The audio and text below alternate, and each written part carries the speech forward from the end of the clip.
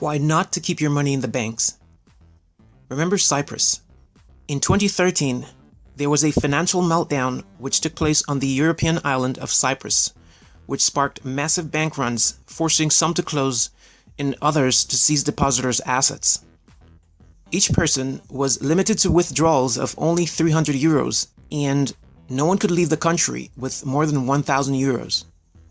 All depositors of 100,000 euros or more was subject to draconian asset controls, which would have from 40% up to 60% of their assets seized to keep the bank from totally collapsing. This is what's known as a bank bail-in, when the banks keep a percentage of depositors' assets by law to save themselves in a time of crisis. This event in Cyprus should have been seen as the canary in the coal mine for what is coming down the pike to all other unstable financial institutions around the globe. But I'm afraid that only few are paying attention. Banks cannot be trusted. There are no guarantees with banks. But don't take my word for it. Instead, just ask the 25,000 people who used to work at Lehman Brothers and lost their jobs, all because of the subprime mortgage Ponzi scheme that was created and allowed by their superiors. Now, whether some of those people were victims or not, the fact remains the same. It will be foolish to think that independent asset insurance corporations like the FDIC would protect all of your money in the case of a bank collapse. They're liable only to protect up to $250,000 of your cash, not per account, but in each bank.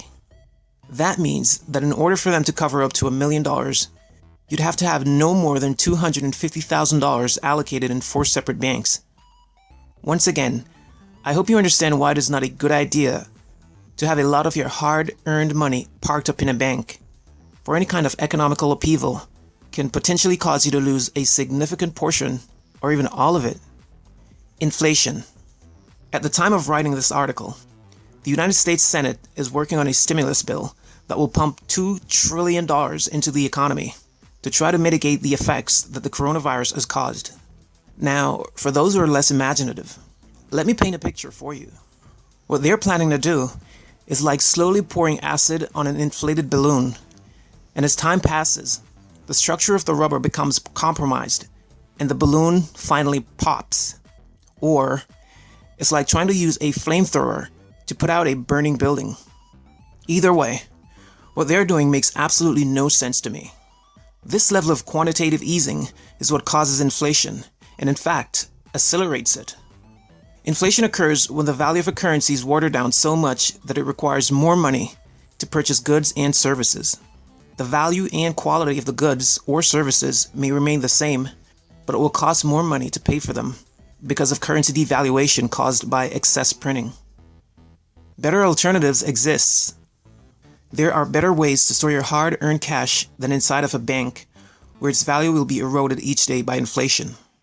Why have your money lose its value when you could use it to make a heck of a lot more over time? The price of silver and gold have been greatly manipulated and suppressed by the central banks for many years. As a result, these assets are incredibly undervalued and will make for an excellent place to store your wealth. This is the year 2020, where it is now possible for every individual to create their own banks. This can be done with the newest and most undervalued asset of them all, cryptocurrencies. With this digital asset, not only can you own your own bank, but many banks, via the newly invented non-custodial hot wallets, or the unhackable paper wallets, which are as cold as a puppy dog's nose. Oh, and did I forget to mention that there are like no limitations on the amount of money that you can store or spend with these accounts. You could have hundreds of billions of dollars in the palm of your hand, or your private keys memorized if you're able. And no Uncle Sam or government entity or anyone can tell you how to spend your money. And rightly so, for your money should not be any of their freaking business. In conclusion, the governments around the world are in a printing frenzy. The Federal Reserve has stated that they're willing to print an unlimited supply of money to feed the centralized dinosaurs of today. But even a blind man can see that what they're doing in attempts to try to save the economy will only exacerbate the problem.